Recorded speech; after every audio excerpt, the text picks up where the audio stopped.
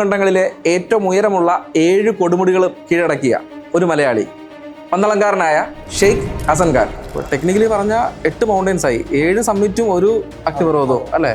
അങ്ങനെ കീഴടക്കുന്ന ആദ്യ മലയാളി എന്ന ഒരു റെക്കോർഡ്. അതെ, എൻ്റെ വീട്ടിൽ അമ്മയ്ക്ക് എന്നെ ഒരു സർക്കാർ ജോലിക്കാരനാക്കണം എന്നായിരുന്നു ആഗ്രഹം. പിയൂണായാലും മതി അമ്മ എപ്പോഴും പറയാറുണ്ട്. ആ കൂട്ടത്തിലാണ് യാത്ര ഈ മൗണ്ടനറിംഗ് ഇൻസ്റ്റിറ്റ്യൂട്ടിലെത്തുന്നത്. അങ്ങനെയാണ് ബേസിക്കലി എനിക്കത് മനസ്സിൽ ഇഷ്ടപ്പെട്ടു. അപ്പോഴും നമ്മൾ ഇതിനോട്ട് വരുമെന്ന് ഉള്ളൊരു പ്ലാൻ ഇല്ല.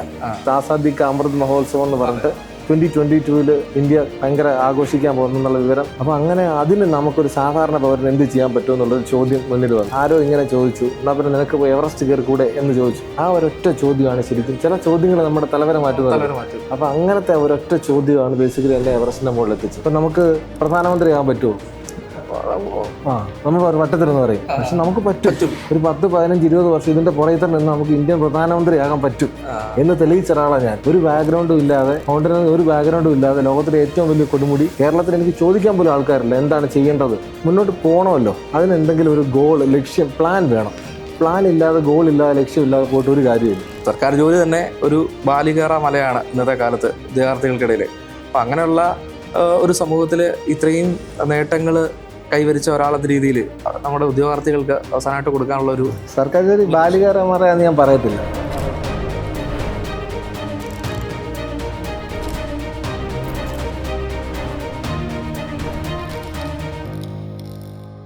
എല്ലാവർക്കും നമസ്കാരം. ഇന്ന് നമ്മൾ പരിചയപ്പെടുത്തുന്നത് വളരെ യുണീക്കായിട്ടുള്ള ഒരു ഇൻസ്പയറിംഗ് ആയിട്ടുള്ള ഒരു പേഴ്സണാലിറ്റിനെയാണ്. ഒരു സെക്രട്ടേറിയറ്റ് അസിസ്റ്റൻ്റ് ഉദ്യോഗസ്ഥനാണ്. മാത്രമല്ല ആ ജോലിയിൽ നിന്ന് ലീവ് എടുത്ത് ഭൂമിയിലെ 7 ഭൂഖണ്ഡങ്ങളിലെ ഏറ്റവും ഉയരമുള്ള 7 കൊടുമുടികളും കീഴടക്കിയ ഒരു മലയാളി പന്തളംകാരനായ Sheikh Hasan Khan. Welcome. Thank you. അപ്പം ആദ്യം തന്നെ ഒരു പരിചയപ്പെടുത്തല്ലേ നമ്മുടെ ഉദ്യോഗാർത്ഥികൾക്ക് ഒന്ന് പരിചയപ്പെടുത്തി കൊടുക്കാമോ? എവിടെ നിന്നാണ് വരുന്നത്, എന്താണ് താങ്കളെന്ന്? എൻ്റെ പേര് ഷെയ്ഖ് ഹസൻ ഖാൻ എന്നാണ്. പന്തളമാണ് സ്വദേശം. പറഞ്ഞതുപോലെ സെക്രട്ടേറിയറ്റിലെ ധനകാര്യ വകുപ്പിലെ ഉദ്യോഗസ്ഥനാണ്. മൗണ്ടനിയറാണ്, പ്രൊഫഷണൽ മൗണ്ടനിയറാണ്. മൗണ്ട് എവറസ്റ്റ് ഉൾപ്പെടെ 7 ഭൂഖണ്ഡങ്ങളിലെ ഹയസ്റ്റ് കൊടുമുടികളിൽ കീഴടക്കിയ ഒരേ ഒരു മലയാളിയേ ഉള്ളൂ. മാത്രമല്ല ലോകത്തിലെ ഏറ്റവും വലിയ അഗ്നിപർവ്വതം, അങ്ങനെ ഒരുപാട് യാത്രകൾ നടത്തിയിട്ടുണ്ട്. നമ്മുടെ നാടിൻ്റെ ഒരു സാഹചര്യം വെച്ചിട്ട് ഈ മൗണ്ടനിയറിംഗ് എന്ന് പറയുന്ന ഇത്തരത്തിലൊരു അഡ്വഞ്ചറസ് സ്പോർട്ടിന് അത്ര ഒരു അനുകൂലമായ സാഹചര്യം അല്ലല്ലോ. നമ്മൾ എന്തിനാണ് ഇതിനെ പോകുന്നത് എന്ന് ചോദിക്കുന്ന ഒരു സമൂഹം ഉണ്ട് അല്ലേ? അപ്പോൾ അങ്ങനെയുള്ള ഒരു സമൂഹത്തിൽ നിന്ന് ഇത്തരത്തിലുള്ളൊരു ആഗ്രഹത്തിലേക്ക് അല്ലെങ്കിൽ ഇത്തരത്തിലുള്ള ലക്ഷ്യത്തിലേക്ക് എത്തിപ്പെടാനുള്ള ഒരു കാരണം എന്താണ്? നമ്മളെല്ലാ കാര്യങ്ങളും ഒന്നുകിൽ അറിയുകയോ ചെയ്യുകയോ ഒക്കെ ചെയ്യുമ്പോഴാണല്ലോ നമുക്കത് ഇഷ്ടമുണ്ടോ ഇല്ലയോ നമ്മൾ അറിയുന്നത്. അതെ. അങ്ങനെ ഈ മൗണ്ടനിയറിംഗിൻ്റെ ഇൻസ്റ്റിറ്റ്യൂട്ട് ഞാൻ ഒരു പ്രാവശ്യം സന്ദർശിക്കാനിടയായി. HMI, Himalayan mountaineering institute, Darjeeling. അപ്പോൾ അവിടെ ഈ പുറത്ത് ക്ലൈംബിംഗ് വോളുണ്ട്, ക്ലൈംബ് ചെയ്യാൻ പറ്റിയ വോളുണ്ട്. 30 റുപ്പീസ് കൊടുത്തു കഴിഞ്ഞാൽ അത് ക്ലൈംബ് ചെയ്യാം. അപ്പോൾ അത് ഞാൻ ക്ലൈംബ് ചെയ്ത ശേഷമാണ് എനിക്ക് ക്ലൈംബിങ്ങിനോട് താല്പര്യമുണ്ടെന്ന് എനിക്ക് മനസ്സിലായത്. എൻ്റെ ലൈഫിൽ തന്നെ ഒരു ഫസ്റ്റ് ടൈമാണ് ഞാൻ ക്ലൈംബ് ചെയ്യുന്നത്. അപ്പോൾ അതിനുശേഷം ഞാൻ ആ ഇൻസ്റ്റിറ്റ്യൂട്ട് എന്താണെന്ന് പഠിച്ചു. എന്നിട്ട് അവിടെ പോയി ഞാൻ മൗണ്ടനിയറിംഗിൻ്റെ കോഴ്സ് ചെയ്തു. അത് കഴിഞ്ഞ് നോർമലി മൗണ്ടനിയറിംഗിൻ്റെ ട്രാക്കിലേക്ക് വന്നു. പിന്നീടാണ് എക്സ്പെഡീഷൻസിനെ കുറിച്ചൊക്കെ ചിന്തിച്ചു തുടങ്ങിയത്. ബേസിക്കലി ആ മൗണ്ടനിയറിംഗ് എന്താണെന്ന് അറിഞ്ഞു. അത് എൻ്റെ മനസ്സിൽ പണ്ടേ ഉണ്ടായിരുന്നിരിക്കാം, ഓട്ടോമാറ്റിക്കായിട്ട് അത് വന്നു ചേർന്നു. നാട്ടിൽ ഉള്ളപ്പോഴും അങ്ങനെയുള്ള മൗണ്ടനിയറിംഗുമായി ബന്ധപ്പെട്ട എന്തെങ്കിലും താല്പര്യമുണ്ടോ? നമ്മുടെ നാട്ടിൽ മൗണ്ടൻസ് ഇല്ലല്ലോ, ചെറിയ ഹിൽസ് അല്ലേ. ഞാൻ നോർത്ത് ഇന്ത്യയിൽ വർക്ക് ചെയ്യുന്ന സമയത്താണ് ഈ ഡാർജിലിംഗും അവിടെയൊക്കെ സന്ദർശിക്കാൻ ഇട വന്നത്. അപ്പോൾ അതുകൊണ്ട് മാത്രമാണ് എനിക്ക് മൗണ്ടനിയറിംഗിലേക്ക് വരാൻ സാധിച്ചതെന്നാണ് എനിക്ക് തോന്നുന്നത്. നാട്ടിലും യാത്രകളൊക്കെ ചെയ്യാറുണ്ടായിരുന്നു സാധാരണ ആൾക്കാരെ പോലെ. പക്ഷേ ഇതുപോലെ ട്രക്കിങ്ങുകളും ചെയ്യും. ഇതുപോലെ മൗണ്ടനിയറിംഗ് ഒരു ഹൈ ആൾട്ടിറ്റ്യൂഡൊന്നും ഞാൻ ചെയ്തിട്ടില്ല. ഇപ്പോൾ സെക്രട്ടേറിയറ്റ് അസിസ്റ്റന്റ് ഉദ്യോഗസ്ഥനാണെന്ന് പറഞ്ഞു. 2015 സർവീസിൽ പ്രവേശിച്ചു അല്ലേ? ഇപ്പോൾ അസിസ്റ്റന്റ് സെക്ഷൻ ഓഫീസറായിട്ട് ലീവിലാണ്. എങ്ങനെയാണ് നോർത്ത് ഇന്ത്യയിലേക്ക് പോകാനുള്ള ഒരു സാഹചര്യം ഉണ്ടായത്? അപ്പോൾ അവിടെ നിന്നാണല്ലോ ഇതിന്റെ എക്സ്പോഷർ കിട്ടിയത്. എങ്ങനെയാണ് നോർത്ത് ഇന്ത്യയിലേക്ക് പോകാൻ സാഹചര്യം ഉണ്ടായത്? ഞാൻ എൻ്റെ കരിയർ പറയുകയാണെങ്കിൽ ഞാൻ ആദ്യം ബിടെക്കായിരുന്നു, MTech പഠിച്ചു. അതിനുശേഷം എൻ്റെ വീട്ടിൽ അമ്മയ്ക്ക് എന്നെ ഒരു സർക്കാർ ജോലിക്കാരനാക്കണം എന്നായിരുന്നു ആഗ്രഹം. പിയൂണായാലും മതി അമ്മ എപ്പോഴും പറയാറുണ്ട്. അപ്പോൾ പണ്ട് പോലെ ഞാൻ ഈ GK എനിക്ക് ഭയങ്കര ഇഷ്ടപ്പെട്ട സബ്ജക്റ്റാണ്. അത് ഓട്ടോമാറ്റിക്കായിട്ട് വരും. ഈ പത്രമൊക്കെ വായിക്കുകയും ക്യൂസിനൊക്കെ പോവുകയൊക്കെ ചെയ്യുന്നുണ്ട്. അപ്പോൾ അങ്ങനെ ഞാൻ പോസ്റ്റൽ അസിസ്റ്റൻ്റ് ആയിട്ടുള്ള എനിക്ക് ആദ്യം കിട്ടി. പണ്ട് ഞങ്ങൾ 2011 എനിക്ക് കിട്ടുന്നത്. ആ സമയത്ത് ഇന്റർവ്യൂ മാത്രമേ ഉള്ളൂ. 10ാം ക്ലാസ്സിലെ മാർക്ക് വെച്ചിട്ട് എടുക്കുന്നത്. പോസ്റ്റൽ അസിസ്റ്റന്റ് കിട്ടി. നല്ല ഗവൺമെന്റ് ജോലിയാണ്, ഗവൺമെന്റ് ഓഫ് ഇന്ത്യയുടെ ജോലിയാണ്. അപ്പോൾ അത് കഴിഞ്ഞ് ഞാൻ 2-3 വർഷം അതിനകത്ത് വർക്ക് ചെയ്തു. MTech കഴിഞ്ഞിട്ടാണ് ഞാൻ ജോയിൻ ചെയ്യുന്നത്. ബിടെക് കഴിഞ്ഞ് MTech ചെയ്തു. അപ്പം ആ സമയത്ത് എനിക്ക് ഈ പോസ്റ്റലിസ്റ്റിൻ്റെ പ്രശ്നം എന്ന് വെച്ച് കഴിഞ്ഞാൽ അവിടെ ലീവ് കിട്ടത്തില്ല. നമ്മൾ സെക്കൻഡ് സാറ്റർഡേ വരെ വർക്ക് ചെയ്യണം. അപ്പോൾ എനിക്ക് യാത്രകളൊന്നും ചെയ്യാൻ പറ്റാത്തത് കൊണ്ട് ഞാൻ വിചാരിച്ചു എന്താ അടുത്ത പോകാൻ പറ്റും. അപ്പോൾ എന്നാൽ പിന്നെ കേരള ഗവൺമെൻറ് ജോബ് നോക്കാം, അതാകുമ്പം അത്യാവശ്യം ലീവ് എടുക്കാമല്ലോ. അപ്പോൾ അങ്ങനെ ഞാൻ TSCക്ക് വേണ്ടി കുത്തിയിട്ട് പഠിക്കാൻ തുടങ്ങി. അങ്ങനെ എനിക്ക് സെക്രട്ടറി അസിസ്റ്റൻ്റ് കിട്ടി. അത് കഴിഞ്ഞിട്ട് ആദ്യം കിട്ടിയത് LDC ആണ് കിട്ടിയത്. അത് കഴിഞ്ഞ് ഞാൻ അതിന് പോയില്ല, പോസ്റ്റൽ ഡിപ്പാർട്ട്മെൻറ്റിൽ തന്നെ ഉണ്ട്. അത് കഴിഞ്ഞ് സെക്രട്ടറി അസിസ്റ്റൻ്റ് കിട്ടി. അത് കഴിഞ്ഞ് എനിക്ക് sub inspector of police advice വന്നു. അതിനുശേഷം എനിക്ക് KSCB അസിസ്റ്റന്റ് എഞ്ചിനീയർ കിട്ടി. ഞാൻ അതിനൊന്നും പോയില്ല, കാരണം ഈ സെക്രട്ടറി അസിസ്റ്റന്റ് കിട്ടിയപ്പോൾ തന്നെ ഞാൻ വീണ്ടും ലീവ് എടുക്കാൻ വേണ്ടിയിട്ട് സെക്രട്ടേറിയറ്റിലേക്ക് ചെന്നു. കാരണം എനിക്ക് IAS ആവാനുള്ളൊരു താല്പര്യം ഉണ്ടായിരുന്നു. അപ്പോൾ പഠിക്കാൻ വേണ്ടിയിട്ട് ഏറ്റവും നല്ല സ്ഥലം ഡൽഹിയാണെന്ന് എനിക്കറിയാം. ഞാൻ ലീവ് എടുക്കാൻ പോയപ്പോഴാണ് അറിഞ്ഞത് ഡൽഹിയിൽ ഞങ്ങൾക്ക് ഓഫീസുണ്ട് ഗവൺമെൻറ് ഓഫ് കേരളയ്ക്ക്. അപ്പോൾ എനിക്ക് അങ്ങോട്ട് ഡെപ്യൂട്ടേഷൻ തന്നു. അപ്പോൾ എനിക്ക് രാവിലെ ക്ലാസ്സിന് പോവാം, അതിനുശേഷം വർക്ക് ചെയ്യാം, അതിനുശേഷം വൈകുന്നേരം ക്ലാസ്സിന് പോവാം. അപ്പോൾ അങ്ങനെ സിവിൽ സർവീസ് പഠിക്കാൻ വേണ്ടിയിട്ട് 2015 ശേഷം ഞാൻ 2-3 വർഷം കഠിനമായിട്ട് പരിശ്രമം നടത്തി. പക്ഷെ എനിക്ക് മനസ്സിലായത് ചെറുപ്പത്തിലെ തൊട്ടേ പഠിച്ചു തുടങ്ങണം. കാരണം എൻ്റെ ഹാൻഡ് റൈറ്റിംഗ് സ്പീഡ് വളരെ കുറവായിരുന്നു. പ്രിലിംസ് ഒക്കെ പാസ്സാകും, പക്ഷേ മെയിൻസിലാണ് എഴുതി കഴിയുമ്പം എന്നും എത്തത്തില്ല. അപ്പോൾ അങ്ങനെ എനിക്കത് കിട്ടിയില്ല.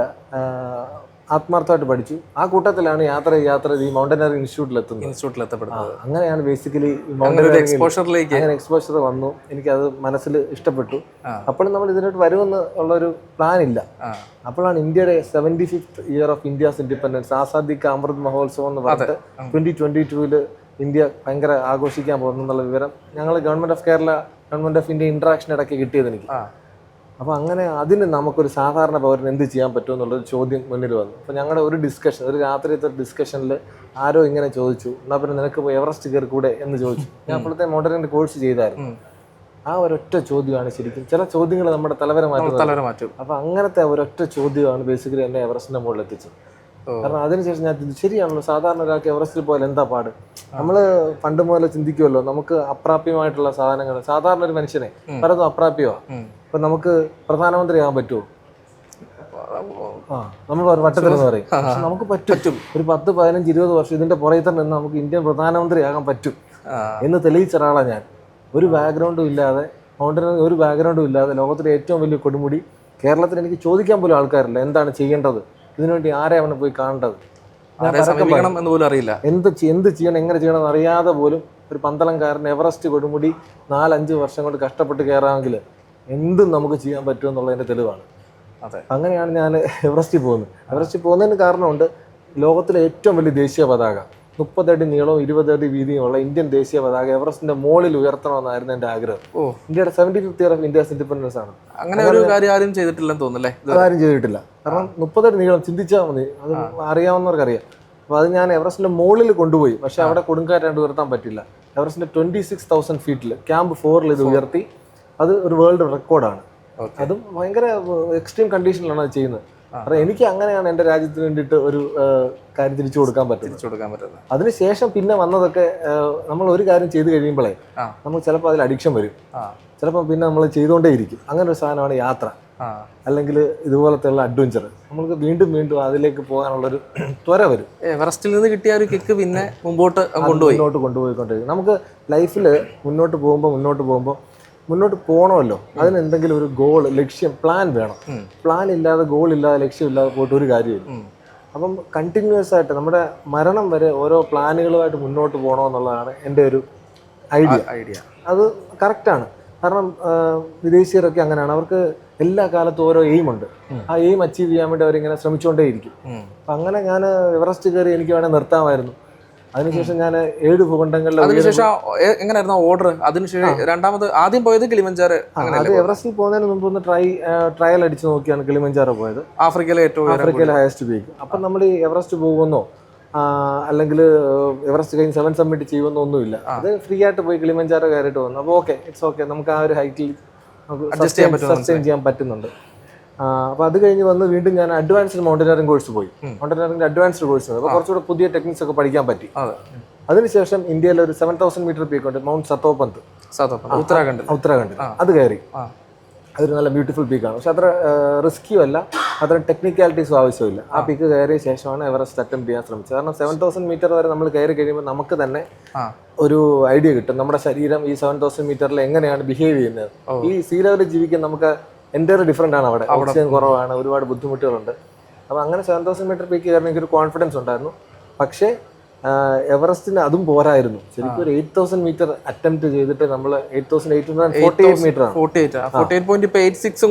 വളർന്നുകൊണ്ടിരിക്കുകയാണ്. ഫോൾഡ് മൗണ്ടൻസ് ആണ്, ഉയർന്നുകൊണ്ടിരിക്കുകയാണ്. അപ്പൊ അത് വളരും. അപ്പം ഞങ്ങൾ ഇപ്പൊ പോയപ്പം 29,031 അതിന്റെ ഉയരം. അപ്പൊ അങ്ങനെ എവറസ്റ്റ് ഇതൊരു സംഭവിച്ചതാണ് ബേസിക്കലി ഇതെല്ലാം. ഓക്കെ, അതിനുശേഷം അങ്ങോട്ട് പോകുന്നത് പിന്നെ യൂറോപ്പിലേക്കാണോ? എവറസ്റ്റ് കിളിമഞ്ചാറോ 21 ഫെബ്രുവരി, എവറസ്റ്റ് 22 ഏപ്രിൽ മെയ് 15 രാവിലെ 9:30 എന്റെ മുകളിലെത്തുന്നു. അതിനുശേഷം 24 ജൂണില് മൗണ്ട് ദനാലി. നോർത്ത് അമേരിക്കയിലെ ഏറ്റവും ഹയസ്റ്റ് പീക്ക് അലാസ്കയിലാണ് ഇരിക്കുന്നത്. അതിനുശേഷം 23 സെപ്റ്റംബറിൽ എൽബ്രൂസ്, യൂറോപ്പിലെ ഏറ്റവും ഉയരം റഷ്യയിലാണ് ഇരിക്കുന്നത്. അതിനുശേഷം തന്നെ 23 ഡിസംബറിൽ അന്റാർട്ടിക്കയിലെ മൗണ്ട് വിൻസൺ. അത് അന്റാർട്ടിക്കയിലെ ഹയസ്റ്റ് പീക്കാണ്. 24 ജനുവരിയിൽ അക്കൻകാഗുവ, സൗത്ത് അമേരിക്കയിലെ ഹയസ്റ്റ് പീക്ക്, അർജന്റീനയിലായിരിക്കുന്നു. അതിനുശേഷം ലോകത്തിലെ ഏറ്റവും വലിയ അഗ്നിപർവ്വതം 24 ഫെബ്രുവരിയിൽ ഒഹോസ് ഡെൽ സലാഡോ, ചിലിയിലാണ്. ചിലിയിലെ ഹയസ്റ്റ് പീക്കും അതാണ്. അത് അറ്റക്കാമ ഡെസർട്ടിന്റെ നടുക്കായിരിക്കും. അതിനുശേഷം 24 നവംബറിൽ കോസിയോസ്കോ, ഓസ്ട്രേലിയയിലെ ഹയസ്റ്റ് പീക്ക്. ടെക്നിക്കലി പറഞ്ഞ 8 മൗണ്ടൻസ് ആയി, 7 സമ്മിറ്റും ഒരു അഗ്നിപർവ്വതവും അല്ലെ. അങ്ങനെ കീഴടക്കുന്ന ആദ്യ മലയാളി എന്ന ഒരു റെക്കോർഡ് ഷെയ്ഖ് ഹസൻ. എവറസ്റ്റിന് പിന്നെ ഒരു പ്രത്യേകത ഉണ്ട്. എവറസ്റ്റ് എന്ന് പറഞ്ഞാൽ ചൈനയിലെയും നേപ്പാളിലെ ഉയരം കൂടി കൊടുമുടിയാണ്. അപ്പൊ ആ രണ്ട് രാജ്യത്തെയും ഹയസ്റ്റ് പീക്കായി. ഓക്കെ, അപ്പം അടുത്തതെന്ന് പറഞ്ഞാൽ നമുക്ക് ഈ ഓരോ കൊടുമുടികളെ കീഴടക്കുമ്പോഴത്തേക്ക് അല്ലെങ്കിൽ ഓരോ നേട്ടങ്ങൾ കൊയ്യുമ്പോഴത്തേക്ക് സ്വപ്നമാണല്ലോ ഇത്. ഒറ്റ ദിവസം കൊണ്ട് നേടാൻ പറ്റുന്ന ഒരു കാര്യമല്ലാന്ന് തീർച്ചയായിട്ടും അറിയാം. അതിന് പിന്നിൽ ഒത്തിരി അധ്വാനങ്ങളുണ്ട്, ഒത്തിരി കഠിനാധ്വാനമുണ്ട് അല്ലേ, നിശ്ചയദാർഢ്യമുണ്ട്. എങ്ങനെയാണ് ഇതിനുള്ള ഒരു ഫണ്ട് സ്വരൂപിച്ചത് എന്നുള്ളത് ഒരു വലിയ പ്രശ്നമാണല്ലോ. അതെ, ഇതുപോലുള്ള വലിയ എക്സ്പെഡീഷൻസിന് ഒന്ന് ഫിസിക്കൽ സ്ട്രഗിൾ, മെന്റൽ സ്ട്രഗിൾ, പിന്നെ ഫിനാൻഷ്യൽ സ്ട്രഗിൾ, മൂന്നും വരും. ബേസിക്കലി ഫിനാൻഷ്യൽ സ്ട്രഗിൾ ആണ് നമ്മളെപ്പോലുള്ള സാധാരണക്കാർക്ക് ഏറ്റവും ബുദ്ധിമുട്ട്. കാരണം നമ്മൾ ഏകദേശം എവറസ്റ്റ് പോകുകയാണെങ്കിൽ ഒരു 40-45 lakhs റുപ്പീസ് ചിലവുണ്ട് എവറസ്റ്റ് സബ്മിറ്റ് ചെയ്തിട്ട് വരണമെങ്കിൽ. അതിനകത്ത് തന്നെ ഒരു 10 lakhs അവിടുത്തെ നേപ്പാൾ സർക്കാരിനുള്ള ഫീസ്, പിന്നെ 10 lakhs എക്യുപ്മെന്റ്സ്, പിന്നെ ബാക്കി ഈ 60 days ആണിത്. 60 daysലേക്കുള്ള food, accommodation, oxygen cylinder, Sherpa support, insurance, ഒരുപാട് കാര്യങ്ങളുണ്ട്. അപ്പം ഈ പൈസ നമ്മൾ ഒരു ബിഗിനർ ആണല്ലോ, നമ്മൾ ഇങ്ങനൊരു പ്രോഗ്രാം ചെയ്യാൻ പോവാണ് അല്ലെങ്കിൽ രാജ്യത്തിനോട് ഇങ്ങനെ ഒരു സാധനം ചെയ്യാൻ പോവാണെന്ന് പറയുമ്പോൾ ആൾക്കാർ വിശ്വസിക്കത്തില്ല. അപ്പം വലിയ പാടാണ് ആൾക്കാരെ ഡയറക്റ്റ് കണ്ട് കൺവിൻസ് ചെയ്യാൻ വേണ്ടിയിട്ട്. എവറസ്റ്റിൽ പോകാൻ വേണ്ടിയിട്ട് സ്പോൺസർമാരെ ഒരുപാട് 2-3 വർഷം മെയിൽ അയച്ചു. മിക്കവാറും നമുക്ക് അറിയുന്നവർക്കൊക്കെ, നമുക്ക് പ്രാപ്തം കിട്ടുമെന്ന് തോന്നുന്നവർക്കൊക്കെ മെയിൽ അയച്ചു. ഒരുപാട് പേരെ നേരിട്ട് പോയി കണ്ടു. പക്ഷേ അവിടെ നിന്നൊന്നും ഹെൽപ്പ് കിട്ടിയില്ല. ഏകദേശം ഒരു 3-4 ലക്ഷം രൂപ കളക്ട് ചെയ്യാൻ പറ്റി 45 ലക്ഷത്തിൽ. പിന്നെ എനിക്ക് ഒരു ഫ്രോഡിലും ഞാൻ ചെന്ന് പെട്ടു. കാരണം ഈ ഫേസ്ബുക്കിൽ എല്ലാ വലിയ സിഇഒമാർക്കൊക്കെ ഞാൻ മെസ്സേജ് അയച്ചു. അങ്ങനെ ഒരു ഗ്രൂപ്പിലെ പേര് പറയണോ? ആ ഗ്രൂപ്പിൽ ഞാൻ മെസ്സേജ് അയച്ചു. അപ്പോൾ അവർ പറഞ്ഞു ഇപ്പോൾ എവറസ്റ്റിൻ്റെ സ്പോൺസർഷിപ്പ് തരാമെന്ന് പറഞ്ഞു. അപ്പോൾ അങ്ങനെ അത് മുന്നോട്ട് 1 വർഷമൊക്കെ ചർച്ച ചെയ്ത് അവർ ഫണ്ട് അയക്കാമെന്ന് പറഞ്ഞു. ഇപ്പോൾ എവറസ്റ്റിൽ പോകുന്ന 2 മാസം മുമ്പ് അവർ പറഞ്ഞൊരു 2 ലക്ഷം രൂപ ഇങ്ങോട്ട് അയക്കാൻ പറഞ്ഞു. മറ്റേ ഇത് ട്രാൻസ്ഫർ ചെയ്യാൻ വേണ്ടിയിട്ടാണ്. എത്രയോ $1 മില്യൺ ട്രാൻസ്ഫർ ചെയ്യാമെന്ന് പറഞ്ഞു. അപ്പോഴാണ് എനിക്ക് മനസ്സിലായത് ഞാൻ അത്രയും നാളെ സംസാരിച്ചുകൊണ്ടിരുന്നത് ഒരു ഫ്രോഡിനോടാണ് സംസാരിച്ചുകൊണ്ടിരുന്നത്. പിന്നെ പെട്ടെന്ന് വലിയ ഗ്യാപ്പായി. 2 മാസത്തിൽ പൈസ ഉണ്ടാക്കണം. അപ്പം അങ്ങനെ എൻ്റെ ഫ്രണ്ട്സിൻ്റെ നിന്നൊക്കെ പൈസ പിരിച്ച് 25,000 രൂപ വെച്ചിട്ട് ഞങ്ങളൊരു 10-60-70 ഫ്രണ്ട്സിൻ്റെ പിരിച്ചു. അതിനുശേഷം എൻ്റെ സെക്രട്ടേറിയറ്റിൻ്റെ സൊസൈറ്റിയിൽ നിന്നൊക്കെ ലോണൊക്കെ എടുത്തിട്ടാണ് ഈ പൈസ കണ്ടെത്തിയത്. എവറസ്റ്റിൽ പോകാനുള്ള പൈസ കണ്ടെത്തിയത്. ഇപ്പം ഒത്തിരി നേട്ടങ്ങൾ നേടിയ ആളാണ്. ഇപ്പം LDC പോസ്റ്റൽ അസിസ്റ്റൻ്റിൽ നിന്ന് തുടങ്ങി LDC, അത് സെക്രട്ടേറിയറ്റ് അസിസ്റ്റൻ്റ്, SI തുടങ്ങിയ ധാരാളം പരീക്ഷകൾ പാസ്സായി ജീവിതത്തിൽ നേടാൻ പറ്റുന്ന അല്ലെങ്കിൽ ആഗ്രഹങ്ങൾ ഇന്നും സഫലമാക്കിക്കൊണ്ടിരിക്കുക. മുമ്പോട്ടുള്ള ഓരോരോ കാര്യങ്ങൾ ചെയ്തുകൊണ്ടേയിരിക്കുകയാണ്. ഒരു ജോലി നൽകിയ സ്വാതന്ത്ര്യത്തെപ്പറ്റി എന്താണ് താങ്കൾക്ക് തോന്നുന്നത്? ഒരു ജോലി കിട്ടിയപ്പോൾ നമ്മുടെ ഈ സമൂഹത്തിൽ കിട്ടിയ ഒരു ഫ്രീഡം ഉണ്ടല്ലോ, അല്ലെങ്കിൽ ഒരു സ്വാതന്ത്ര്യം ഉണ്ടല്ലോ, അതിനെപ്പറ്റി എന്താ തോന്നുന്നത്? ജോലി തരുന്ന സ്വാതന്ത്ര്യം വളരെ വലുതാണ്. കാരണം പഠിക്കുന്ന സമയത്ത് നമുക്ക് യാത്രകളും ചെയ്യാൻ പറ്റാത്തത് നമ്മുടെ കയ്യിൽ പൈസ വരാത്തതുകൊണ്ടാണ്. പക്ഷേ എനിക്ക് വേറൊരു കാര്യമാണ് പറയാനുള്ളത്. ഈ നമ്മുടെ നാട്ടിലാണ് ജോലി പഠിത്തം എല്ലാം കഴിഞ്ഞിട്ട് കണ്ടെത്തുന്നത്. വിദേശത്തൊക്കെ ഒരു 15 വയസ്സ് കഴിയുമ്പോൾ തന്നെ ഇവർ എന്തെങ്കിലും ജോലിക്ക് പോകും. പിന്നെ അവർ ജീവിതകാലം ചിലപ്പോൾ ആ ജോലി ചെയ്യും, മാറി ചെയ്യും. ചിലപ്പോൾ ഒരു 30 വയസ്സ് ഒരു ജോലി ചെയ്യും. അതിനുശേഷം ഇവർ എൻ്റയർലി ഡിഫറെൻ്റ് ആയിട്ട് ജോലി ചെയ്യും. എൻ്റെ ഫ്രണ്ട്സ് ഉണ്ട്, 40-ാമത്തെ വയസ്സിൽ ഡോക്ടറായിരുന്നു അദ്ദേഹം. ആ പ്രൊഫഷൻ മാറ്റിയിട്ട് മരപ്പണിക്കാരനായിട്ട് പോയി. ചിന്തിക്കാൻ പറ്റുന്നുണ്ടോ? ഇല്ല. അതാണ് വിദേശത്തെ കൾച്ചർ. നമ്മുടെ നാട്ടിൽ പഠനത്തിന് ശേഷമാണ് ജോലിയിലേക്ക് പോകുന്നത്. അപ്പം നമ്മുടെ നാട്ടിൽ ബേസിക്കലി പൈസ കിട്ടും, ഒരു ഫ്രീഡത്തിൻ്റെ ഒരു ലാഞ്ചന നമുക്ക് വരും ജോലി കിട്ടുമ്പോൾ. പക്ഷെ നമ്മളിപ്പോൾ എൻട്രി ലെവൽ ജോലിക്കാണ് കയറുന്നതെങ്കിൽ നമ്മൾ ഓട്ടോമാറ്റിക്കായിട്ട് കുറച്ച് കഴിയുമ്പോൾ നമ്മൾ ചിന്തിക്കും നമുക്കൊന്ന് മേളിലോട്ട് പോവാം, പിന്നെ നമ്മൾ അതിനുവേണ്ടി പഠിക്കും. അങ്ങനെ ജോലിക്ക് കയറുന്നവർ, പഠിക്കാൻ താല്പര്യമുള്ളവരൊക്കെ മാക്സിമം ആ ജോലിയുടെ മുകളിലോട്ട് പോകാറുണ്ട്. കാരണം ഇപ്പോൾ ഒരു LDC ആയിട്ട് കയറുന്നവർ സെക്രട്ടേറിയറ്റ് അസിസ്റ്റന്റ് ആയിട്ട് ഉള്ള ജോലിക്ക് താല്പര്യം കാണും, അവരത് പഠിച്ചിട്ട് അത് മേടിക്കും. സെക്രട്ടേറിയറ്റ് കിട്ടുന്നവർ ചിലപ്പോൾ വിചാരിക്കും ഏതെങ്കിലും എഞ്ചിനീയറിംഗിന്റെ അവരാണെങ്കിൽ അതിൽ പോകാൻ ശ്രമിക്കും. ഇല്ലെങ്കിൽ സിവിൽ സർവീസ് പഠിക്കാൻ പോകുന്ന ഒരുപാട് സെക്രട്ടേറിയറ്റ് അസിസ്റ്റന്റുമാരുണ്ട്. അങ്ങനെ കണ്ടിന്യൂസ് ആയിട്ടൊരു ഗ്രോത്ത് ആണ് ശരിക്കും ജോലി എന്ന് പറയുന്നത്. അപ്പൊ എനിക്ക് കേൾക്കുന്നവരോട് പറയാനുള്ളത്, ഒരു ജോലിയിൽ ഇതായിട്ടിരിക്കാതെ നിങ്ങൾക്ക് മാക്സിമം നിങ്ങളുടെ എവിടെ വരെ എത്താൻ സാധിക്കുന്നു, നമ്മുടെ പൊട്ടൻഷ്യൽ മാക്സിമം. ഇപ്പോൾ LDC കിട്ടുന്നവർ എത്രയോ മിടുക്കന്മാരുണ്ടെന്നറിയോ? ഞാൻ പേരൊന്നും പറയാൻ ഉദ്ദേശിക്കുന്നില്ല, ഒരുപാട് പേരുണ്ട് പൊട്ടൻഷ്യൽ ഉള്ളവർ. അവരവിടെ ഒതുങ്ങും. അപ്പൊ അങ്ങനെ ഒതുങ്ങാതെ അടുത്ത മേഖലകളിലേക്ക് എക്സ്പ്ലോർ ചെയ്ത് പോകണമെന്നാണ് എനിക്ക് പറയാറുള്ളത്. പറ്റുന്ന ഒരുപാട് എക്സാമുകളുണ്ടല്ലോ. ഇപ്പം നിങ്ങൾ PSC തന്നെയാണ് കോൺസെൻട്രേറ്റ് ചെയ്യുന്നതെങ്കിൽ PSCയിൽ എത്താൻ പറ്റുന്ന, ഇപ്പൊ KS വരെ എത്താൻ പറ്റും. മാക്സിമം അതിനുവേണ്ടി ശ്രമിച്ചുകൊണ്ടിരിക്കുക, ആ സ്റ്റേജ് വരെ. അല്ലാതെ വിട്ട് കളയാതിരിക്കുക.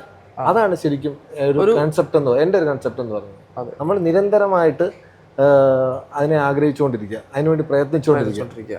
നമ്മൾ സർക്കാർ ജോലിയുടെ പ്രത്യേകത എന്ന് വെച്ചാൽ നമുക്ക് കയറി കഴിയുമ്പോൾ ഒരു സെക്യൂരിറ്റി ഫീലിംഗ് ആണ്. ഇപ്പൊ കയറുന്നവർ കൊണ്ടോന്ന് അറിയത്തില്ല, പണ്ടുള്ളവർക്ക് സെക്യൂരിറ്റി ഫീലിംഗ് ആയിരുന്നു. കാരണം ഇപ്പൊ NPS ആണ്, പണ്ട് സാധാ പെൻഷനായിരുന്നു. എന്നാലും സർക്കാർ ജോലിയുടെ മാറ്റ് ഇപ്പോഴും പോയിട്ടില്ല. പത്മനാഭന്റെ പൈസ മേടിക്കാന്ന് പറയുന്നത് ചെറിയ കാര്യമല്ല, എല്ലാവരും കിട്ടത്തില്ല. പക്ഷെ അവർ കയറുന്ന സ്ഥലത്ത് തന്നെ ഉറച്ചു പോകുന്നത് ഞാൻ പലപ്പോഴും കണ്ടിട്ടുണ്ട്. അവർക്ക് വളരാൻ ഒരു താല്പര്യവും കാണത്തില്ല.